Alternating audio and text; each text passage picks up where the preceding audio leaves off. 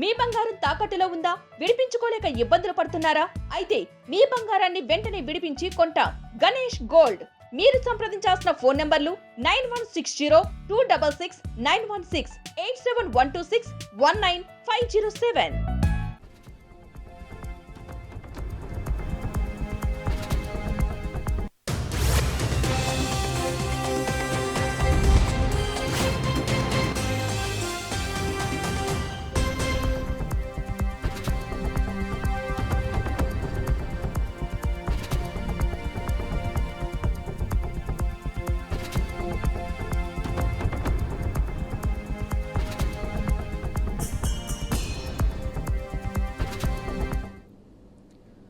CM Revanth Reddy ఈ రాత్రి ఢిల్లీ వెళ్లనున్నారు. ఈ పర్యటనలో సీఎం రేవంత్ రెడ్డి రేపు పలువురు కేంద్ర మంత్రులతో సమావేశం కానున్నారు. తెలంగాణ రాష్ట్రానికి సంబంధించిన పెండింగ్ నిధులు, పలు ప్రాజెక్టుల అనుమతి, నిధుల విడుదలపై చర్చించనున్నారు.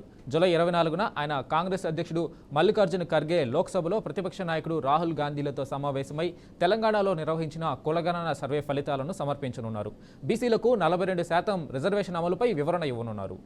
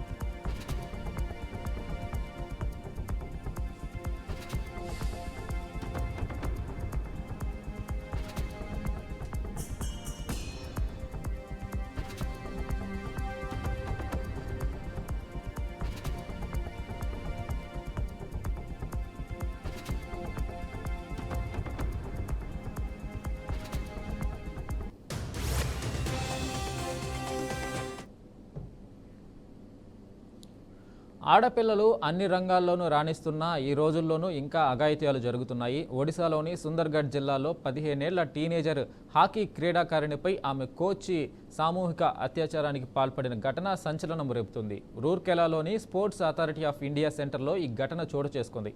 బాధిత యువతి గడిచిన 2 ఏళ్లుగా ఆ కేంద్రంలో శిక్షణ పొందుతుంది.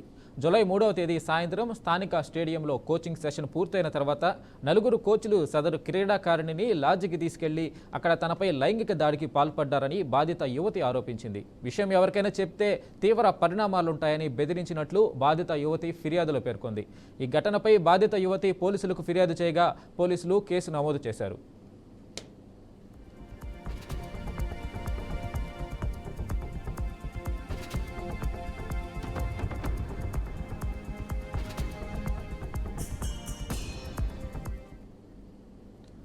గాలిలో కలిసింది వైసీపీనే అని, ఆ విషయాన్ని మాజీ మంత్రి రోజా గుర్తించాల్సిన విషయం అని మంత్రి అనగాని సత్యప్రసాద్ అన్నారు. 2019 ఎన్నికల్లో ప్రజలు వైసీపీపై విశ్వాసం పెట్టి 151 సీట్లతో గెలుపు సాధించారు. జగన్ పాలనలో రాష్ట్రంలో అరాచకం పరాకాష్ఠకు చేరినట్లు మంత్రి సత్యప్రసాద్ వ్యాఖ్యానించారు.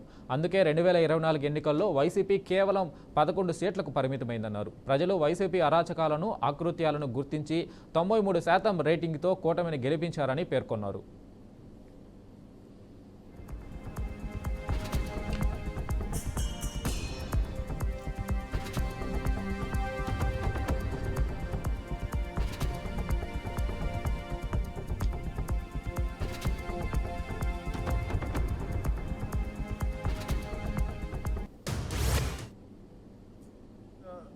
మంచి కుటుంబ పరిపాలన మాది. చంద్రబాబు నాయుడు గారు ఎప్పుడు కూడా ఒక సుపరిపాలన కోసం, ఈరోజు మేము సుపరిపాలన తొలి అడుగు అని చెప్పి ప్రతి గడపకి వెళ్తున్నాం. ఎంతో ఆనందంగా, ఉత్సాహంగా అందరూ కూడా స్వాగతం పలుకుతాం. ఈరోజు మేము రేణుగుంటలో కూడా తిరగడం జరిగింది బొత్స సుధీర్ గారితో. రేపు మా తిరుపతిలో కూడా మా శాసనసభ్యులు గారితో నేను తిరిగిపోతాం. కథ ఎందుకంటే అన్నామంటే మేము 23 మంది గెలిచాం 2019లో. నాడు నేను శాసనసభ్యుడిని, 4 వెళ్ళిపోయారు, 19 మంది. 4-5 బిజీగా ఉండి రాకపోయినా ఉన్న 11 మందో 12 మందో మేము రోజు కూడా ప్రజాహితం కోరి అసెంబ్లీలో మాట్లాడేవాళ్ళం. ఈరోజు అసెంబ్లీ కూడా రానటువంటి వాళ్ళేం మాట్లాడతారంటే వాళ్ళకి తెలుసు వాళ్ళు తప్పులు చేశారు కాబట్టి మేము తప్పులు చేయట్లేదు. కానీ 2014-19 ఒక సుపరిపాలన ఇచ్చాం. 19 వచ్చింది దోపిడీ పరిపాలన తప్ప ఏమీ చేయలేదు. దాని మీద మేము పోరాటం చేసేసాం అసెంబ్లీకి వచ్చి. వీళ్ళ ఎమ్మెల్యేలు 11, అందుకే వాళ్ళ అరాచకాలు చేశారు కాబట్టి 151 వచ్చి, ఎందుకంటే అబద్ధాల పునాదులు పుట్టినటువంటి పార్టీ అది కాబట్టి అప్పుడు నమ్మారు. 2019 ప్రజలు నమ్మారు, 151 ఇచ్చారు. వాళ్ళు చేసే పరిపాలన ఈ రాష్ట్రం 30 సంవత్సరాలు వెనక్కి వెళ్ళిపోయింది. ఈ రోజున వాళ్ళకి 11 వచ్చి, ఆ 11 మందిలో కూడా రావట్లేదు కదా. అతను పులివెందుల ఎమ్మెల్యే ఏమయ్యాడు, ఎందుకు రావట్లేదు అసెంబ్లీకి వచ్చి మాట్లాడాలి కదా. ప్రజాహితం నిజంగా ఉంటే మేము తప్పులు చేస్తే అక్కడ అడగాలి తప్ప ఇక్కడ చెన్నైలో కూర్చునో లేదా ఎక్కడో వేరే రాష్ట్రాల్లో కూర్చునో మాట్లాడటం కాదు. తప్పకుండా చంద్రబాబు గారి నాయకత్వంలో, పవన్ కళ్యాణ్ గారి యొక్క ఆలోచనతో, కేంద్రం నుంచి మోడీ గారి ఆశీస్సులతో ఈ రాష్ట్రం సుభిక్షంగా ఉండటం కోసం ఆనిశ కృషి చేస్తాం. 1 కోటి మంది మహిళలను కోటీశ్వరులను చేస్తామని మంత్రి శ్రీధరబాబు అన్నారు. గత 10 సంవత్సరాల కాలం ఉన్న ప్రభుత్వం మహిళల సంక్షేమం, విద్య, వైద్యం మర్చిపోయిందన్నారు. మహిళా సంఘాలకు వడ్డీ లేని రుణాలను ఇస్తున్న ఘనత కాంగ్రెస్ ప్రభుత్వానిదన్నారు. ఆత్మస్థైర్యంతో ఎదుగుతున్న మహిళలందరికీ శుభాకాంక్షలు తెలిపారు. మహిళా సంఘాలు సమిష్టిగా ఉండి పరిశ్రమలను ఏర్పాటు చేసుకోవాలన్నారు. రంగారెడ్డి జిల్లా షాద్నగర్ పట్టణంలో ఇందిరా మహిళా శక్తి సంబరాల ఏర్పాటు కార్యక్రమంలో ఆయన ఈ వ్యాఖ్యలు చేశారు.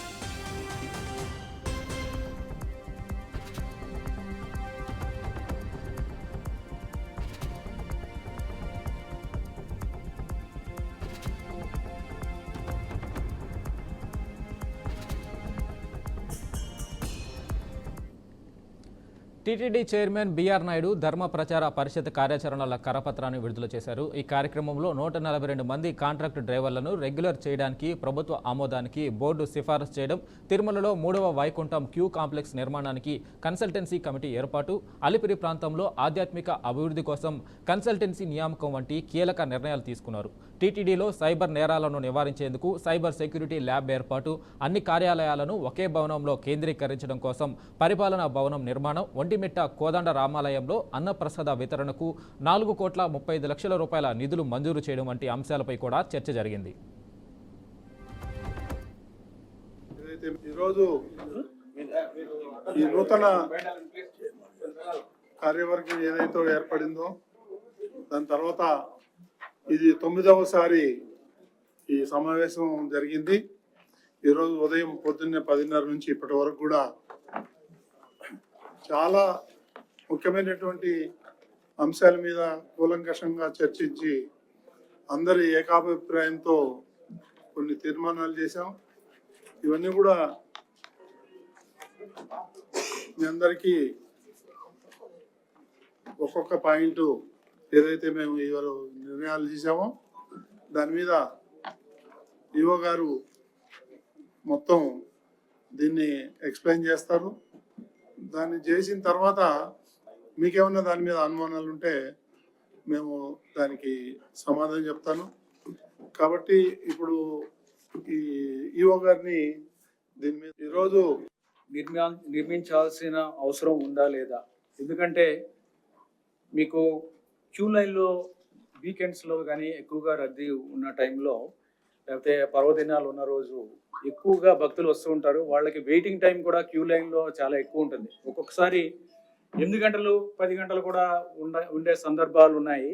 వాళ్ళు క్యూ లైన్లో ఉండి చాలా ఇబ్బందులు పడుతున్నారు. సో దీన్ని నివారించడానికి వారికి కంఫర్టబుల్గా కూర్చొని తర్వాత వారి సమయం వచ్చినప్పుడు వారి దర్శనానికి వెళ్ళేలాగా చేయడానికి ఏమన్నా అవకాశం ఉందా, ఇది అవసరం ఉందా లేదా. అంటే క్యూ లైన్ బయటకు వెళ్ళేది మనకి సంవత్సరంలో కొన్ని రోజులే. సో మనం దీని మీద ఖర్చు పెట్టాల్సి వస్తుంది, దీనివల్ల ఉపయోగం ఉందా లేదా, ఇవన్నీ కూడా ఒకసారి పరిశీలించి చేయడానికి ఎవరినన్నా కన్సల్టెంట్ తీసుకుని ఒక కమిటీ వేసి దాని మీద నిర్ణయం తీసుకోవాలనేది కూడా చేయడం జరిగింది. తర్వాత సాధారణ భక్తుల కోసం మనకున్న పైన ఉన్న అకామిడేషన్ ఏదైతే ఉందో, మనకి ఉన్న వసతి తిరుమల కొండ ఏలూరు పార్లమెంటు కన్వీనర్ కారుమూరు సునీల్ సంచలన వ్యాఖ్యలు చేశారు. హరిహర వీరమల్లు సినిమా ధరలు పెంచుకున్నారు కానీ రైతులకు గిట్టుబాటు ధరలు కల్పించారా అని ప్రశ్నించారు. రాష్ట్రంలో వైసీపీ జెండా వేసుకున్న ప్రతి ఒక్కరిని కూటమి ప్రభుత్వం ఇబ్బందులకు గురిచేస్తుందని ఆరోపించారు.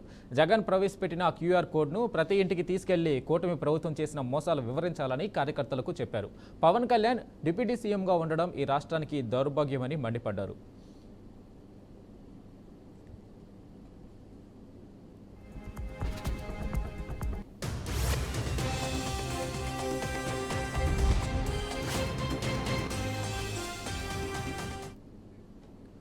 తెలంగాణ ముఖ్యమంత్రి రేవంత్ రెడ్డిని రాష్ట్ర యువజన కాంగ్రెస్ అధ్యక్షుడు జక్కిడి శివచరణ్ రెడ్డి యువజన కాంగ్రెస్ నాయకులు కలిశారు. త్వరలో జరగనున్న స్థానిక సంస్థల ఎన్నికల్లో యువజన నాయకులకు 20% సీట్లు కేటాయించాలని ముఖ్యమంత్రిని కోరారు. ఈ మేరకు ముఖ్యమంత్రికి వినతిపత్రం అందజేశారు. తమ విజ్ఞప్తికి ముఖ్యమంత్రి రేవంత్ రెడ్డి సానుకూలంగా స్పందించారని ఆయన తెలిపారు. రానున్న స్థానిక సంస్థల ఎన్నికలలో పార్టీ బలోపేతానికి కృషి చేసిన అర్హత గల యువజన కాంగ్రెస్ నాయకులకు తగిన గుర్తింపు ఇచ్చి సీట్ల కేటాయింపులో సముచిత స్థానం కల్పిస్తామని ముఖ్యమంత్రి హామీ ఇచ్చారని తెలిపారు.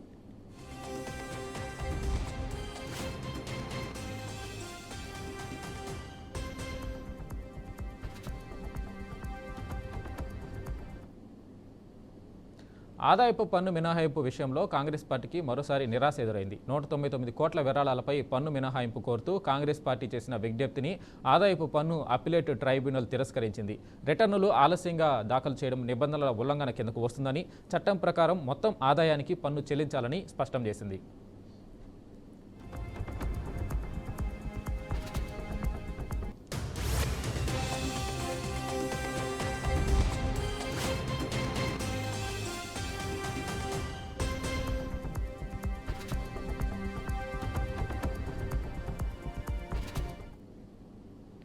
కాకినాడ జిల్లా తునిలో మాజీ మంత్రి దాడిశెట్టి రాజా టీడీపీ నేతలపై తీవ్ర విమర్శలు చేశారు. చంద్రబాబు ఇచ్చిన హామీలు నెరవేర్చలేదని ప్రజలకు స్పష్టంగా తెలుసన్నారు. పవన్ కళ్యాణ్ హామీలతో ప్రజలు కూటమిని గెలిపించారని మాజీ మంత్రి విమర్శించారు. ఇప్పుడు ఆయన ప్రతిపక్షాన్ని ప్రశ్నించడం కాదని ఎన్నికల్లో ఇచ్చిన 143 హామీల అమలుపై దృష్టి పెట్టాలన్నారు. మద్యం అమ్మకాల ద్వారా ప్రభుత్వానికి వచ్చే 30,000 కోట్ల ఆదాయం అవినీతేనా అని ప్రశ్నించారు. ఎంపీ మిథున్ రెడ్డిపై అక్రమంగా కేసులు పెట్టి అన్యాయంగా అరెస్టు చేశారని ఆగ్రహం వ్యక్తం చేశారు. మాటిస్తే తప్పుతారని చెప్పి రాష్ట్ర ప్రజలందరికీ తెలుసు.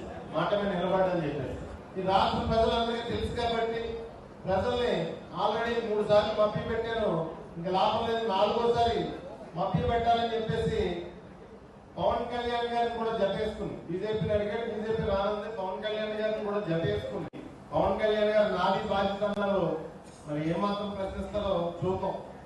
ఇంకా టైం ఉంది కదా, ఇంకా 3 సంవత్సరాలు 9 నెలలు టైం ఉంది. ముందు ప్రతిపక్షాలు ప్రశ్నించకుండా మీరు దయచేసి బాబు మేనిఫెస్టో, ఎందుకంటే ముందు సూపర్ 6 అన్నాడు, తర్వాత మళ్ళీ ఇంకో మెయిన్ హామీ కింద ఇంకో 35 హామీలు ఇచ్చాడు, తర్వాత మొత్తం 143 హామీలు ఇచ్చాడు.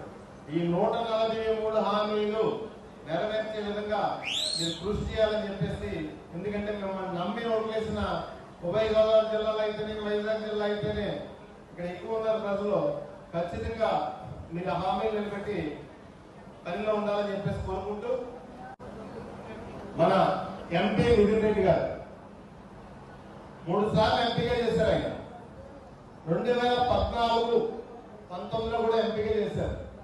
అప్పుడు కూడా మిథున్ రెడ్డి గారి మీద తప్పుడు కేసు పెట్టి అరెస్ట్ చేసిన పరిస్థితి చూసాం. 2014, 15 అనుకుంటా ఎయిర్పోర్ట్లో. ఓ యువకుడు ఇన్స్టాగ్రామ్లో అమ్మాయిలా పరిచయం చేసుకుని ఉద్యోగాలు ఇప్పిస్తా అంటూ పలువురి నుంచి డబ్బులు వసూలు చేసిన ఘటన నిర్మల్ జిల్లా విటోలి తండాలో చోటు చేసుకుంది. విటోలి తండాకు చెందిన రాథోడ్ మహేష్ను కొన్ని రోజుల క్రితం బనావత్ గణేష్ ఇన్స్టాగ్రామ్లో అమ్మాయిలా పరిచయం అయ్యాడు.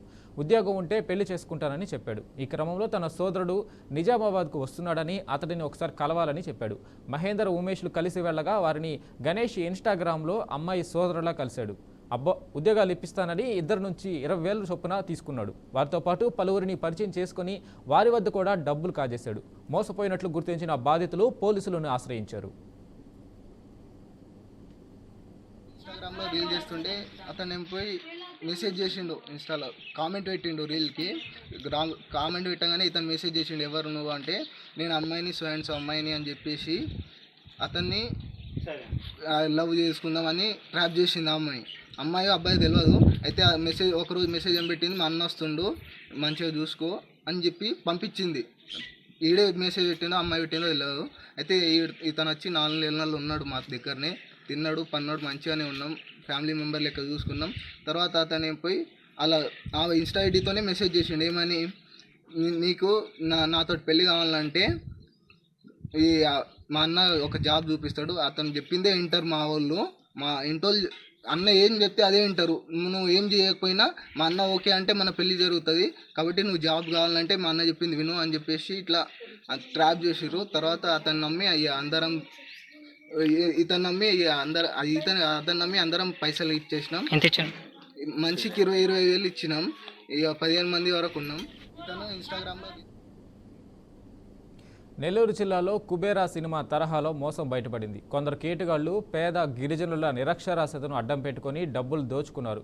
వారి వద్ద ఆధార్ కార్డులు, ఐడెంటిటీ కార్డులు తీసుకుని బ్యాంకులో ఖాతాలు తెరిచి అవినీతికి పాల్పడ్డారు. అమాయకపు గిరిజనుల పేర్ల మీద యాక్సిస్ బ్యాంకులో ఖాతాలు తెరిచి లక్షల్లో డబ్బును కాజేశారు. నిందితులు జాలే వాసుదేవ నాయుడు, అల్లా బక్షు, శివ, వెంకట్ అనే కేటుగాళ్లను చెబుతున్న బాధితురాలు తనూజతో మా ప్రతినిధి Sagar Reddy face to face. సమాజంలో మోసాలు విభిన్న తరహాలో నడుస్తున్నాయి. ఒకవైపు జరిగే మోసాలని సినిమాల రూపంలో కూడా చూపిస్తున్నారు. కుబేర సినిమాలో ఏదైతే పేదవాళ్ళందరూ కూడా ఐడెంటిటీ లేని వాళ్ళని తీసుకొని వాళ్ళ ఖాతాల్లో బ్లాక్ మనీ వేసి వైట్ మనీ ఏ విధంగా చేస్తారో అదేవిధంగా అదే తరహాలో నెల్లూరు జిల్లాలో ఎన్నో నెలల క్రితమే ఒక భారీ మోసం అయితే వెలుగు చూసింది. ఒక గిరిజనులు కావచ్చు, లేదంటే నిరక్షరాస్యులు కావచ్చు, లేదంటే వాళ్ళు తెలియకుండానే ఏదైనా లబ్ధి చేకూరుస్తాం, లేదంటే సంక్షేమ పథకాలు వస్తాయి, లేదంటే నానా రకాల పేర్లు చెప్పి వాళ్ళతో ఒక డాక్యుమెంట్ తీసుకొని ఇవన్నీ కూడా యాక్సిస్ బ్యాంకుల్లో పెట్టి వాళ్ళ పేరుతో ఖాతాలు తెరిచి వాళ్ళ ఉద్యోగస్తులాగా చూపించి అలాగే భారీ ఎత్తున ఒక 6 నెలలలోపు ట్రాన్సాక్షన్ చేసి సుమారుగా 10 నుంచి 20 కోట్ల రూపాయల వరకు కుంభకోణం జరిగినట్టు ఇటీవల వెలుగు చూసింది. దీనికి సంబంధించి బాధితులు కూడా మనతో ఉన్నారు. అసలు ఏ విధంగా వాళ్ళు మోసపోయారు, ఏ మేర వాళ్ళు మోసపోయారని కూడా వాళ్ళ నుంచి తెలుసుకుందాం. చెప్పడమ్మా, మీ పేరేంటి, అసలు ఏ విధంగా ఈ మోసం బయటపడింది, మీరు ఎంత మోసపోయారు? నా పేరు మోక తనూజ అండి. మేము కాకినాడ నుంచి నెల్లూరుకి వచ్చి 7 సంవత్సరాలు అయింది. 7 సంవత్సరాలు కాకముందు మేము కోటేను ఒక అతను కలిసామండి. కోటేను అతను కలిసి మీరు అక్కడెక్కడ పని చేసుకోవడం ఎందుకు, నేను ఒక సార్ దగ్గర తీసుకెళ్తాను అన్నాడు. ఏ సార్ అని మేము అడిగితే వాజనర్ దగ్గర తీసుకెళ్ళి పని చేయించాడండి. పని చూపించగా ఏదోటి ఇవ్వాలన్నాడు. ఆధార్ కార్డు, బ్యాంక్ అకౌంట్ ఇచ్చానండి. నేను బ్యాంక్ అకౌంట్ ఇస్తే సార్ దేనికి అని అడిగితే పనిలోకి వెళ్ళమ్మా, దేనికి కాదు అని అన్నారు. అన్న తర్వాత అవి తీసుకొని మమ్మల్ని పనిలో పెట్టారండి. మా ఆయనేమో సెక్యూరిటీ కింద పెట్టారు, నన్నేమో స్కూల్ ఆయే కింద పెట్టారండి. పెట్టిన తర్వాత మాకు డబ్బులు కావాలి సార్ అని అడిగాను. డబ్బులు కావాలంటే లోన్ పెడతానులేమ్మా అని అన్నారు. లోన్ వద్దు సార్, నాకు లోన్ కట్టలేను అని అన్నాను. తక్కువేలేమో పర్లేదు కట్టుకోవచ్చు అన్నారు. 2 లక్షలు ఇచ్చారండి. 2 లక్షలు ఇచ్చిన తర్వాత అతను మాకు బ్యాంకులో ఇవ్వలేదు, బ్యాంకు ద్వారా ఇవ్వలేదని మాకు అతని చేతుల మీద ఇచ్చాడు. ఆ వాసుదేవనాడు అన్న అతని చేతుల మీద ఇచ్చాడు. ఆఫీసులోనే ఇచ్చాడండి. ఆఫీసులోను 2 లక్షలు ఇచ్చారు. 2 లక్షలు కట్టేశారండి. తర్వాత వెనకాల మళ్ళీ 3 లక్షలు ఇచ్చారు. 5 లక్షలు కట్టేసిన తర్వాత మాకు ఫోన్లు వచ్చాయండి. ఆ 4-5 నెలలకి ఫోన్లు చేసి మేము అలాగే చెన్నై నుంచి మాట్లాడుతున్నాం అన్నారు. సార్ దేనికి చేస్తున్నారు మీరు ఫోన్ నేను అడిగితే మీ పేరు మీద 75 లక్షలు ఉందన్నారు. 75 లక్షల తర్వాత మళ్ళీ జగన్ ఎప్పుడు చెప్పారమ్మా మీ పేరు మీద 75 లక్షలు ఉందని? 4-5 నెలల తర్వాత చెప్పారండి 75 లక్షలు ఉందని. చెన్నై నుంచి ఫోన్ చేసిన తర్వాత 2 నెలల తర్వాత మళ్ళీ జగ్గంపేట నుంచి ఫోన్ చేశారండి. జగ్గంపేట నుంచి ఫోన్ చేస్తే 35 లక్షలు ఉందన్నారు. ఆ జగ్గంపేట నుంచి చేసిన 1 నెలకే మళ్ళీ రాజమండ్రి నుంచి ఫోన్ చేశారు, 45 లక్షలు అన్నారు. మళ్ళీ ఆ 1 నెలకే మళ్ళీ వైజాగ్ నుంచి ఫోన్ చేశారు. మీ పేరు మీద ఇటు జగ్గంపేట లేదంటే ఇటు వివిధ ప్రాంతాలని చెప్తున్నారు. ముఖ్యంగా ఏ ప్రాంతాల నుంచి ఫోన్ చేశారు కరెక్ట్గా అయితే చెన్నై నుంచి వైజాగ్ నుంచి బాగా ఫోన్లు వచ్చాయండి నాకు.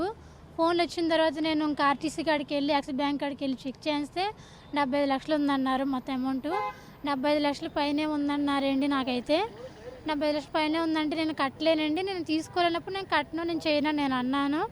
అన్న తర్వాత వాళ్ళు ఊరుకోలేదండి. ఊరుకోక ఇంకా వేధించి ఇలాగే నన్ను చెప్పుకొని తినేశారు. ఇంకా నీ సావు నువ్వే చావు, నేనైతే పడలేని చెప్పి మా ఆయన కూడా నన్ను వదిలేసి వెళ్ళిపోయాడు. 2 సంవత్సరాలు అయిందండి. ఇంకా అప్పటి నుంచి ఇప్పుడు దాకా నేను ఒక్కదాన్నే బతుకుతున్నాను. మా అమ్మగారే చూసుకుంటున్నారు. నేను 2 నెలలు పాసి పని చేసుకొని నన్ను నా పిల్లనట్టుకొని బతుకుతున్నానండి. ప్రస్తుతం మీరు ఎవరికి ఫిర్యాదు చేశారు, మీకు ఎటువంటి న్యాయం కావాలనుకుంటున్నారు? నాకు న్యాయం అంటే జరిగితే నేను తీసుకున్నప్పుడు నేను భయపడిన పని లేదండి. నాకు న్యాయం జరగాల్సిందే.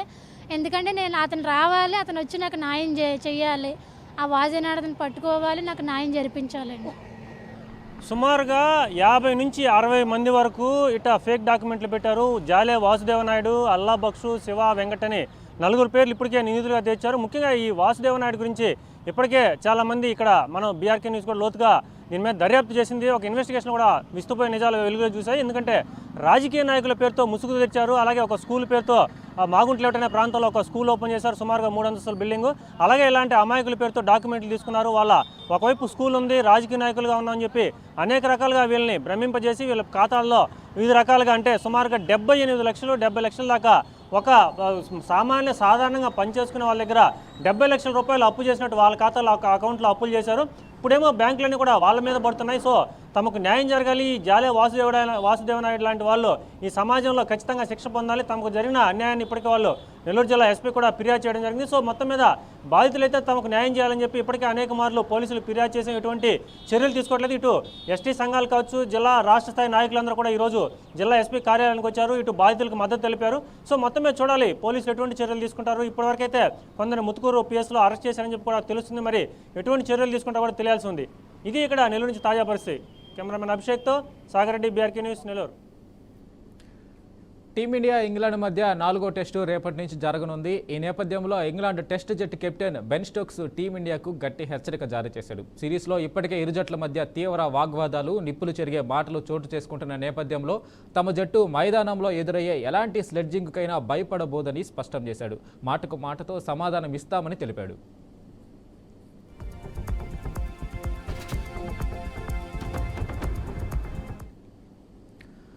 బ్రిటన్కు చెందిన F-35 యుద్ధ విమానం సాంకేతిక సమస్యతో కేరళ ఎయిర్పోర్టులోనే ఉండిపోయింది. బ్రిటన్ నుంచి నిపుణులను రప్పించి మరమ్మతులు చేయించినా ఫలితం లేకుండా పోయింది. 5 వారాలుగా తిరువనంతపురం విమానాశ్రయంలోనే ఉండిపోయింది.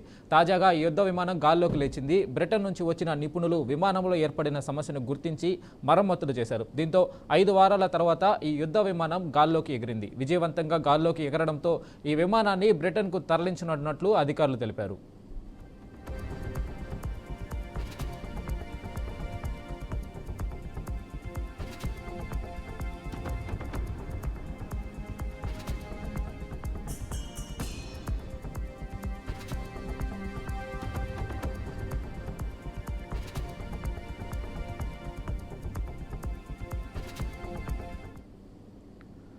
అమెరికా టారిఫ్లపై అస్పష్టత, మదుపరుల లాభాల స్వీకరణతో దేశీయ స్టాక్ మార్కెట్లు దాదాపు ఫ్లాట్గా ముగిశాయి.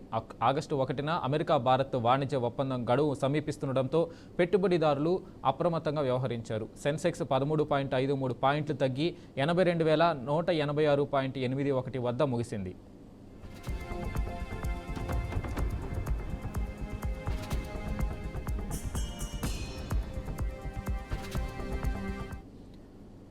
ఇవి bulletin updates. Keep watching BRK news.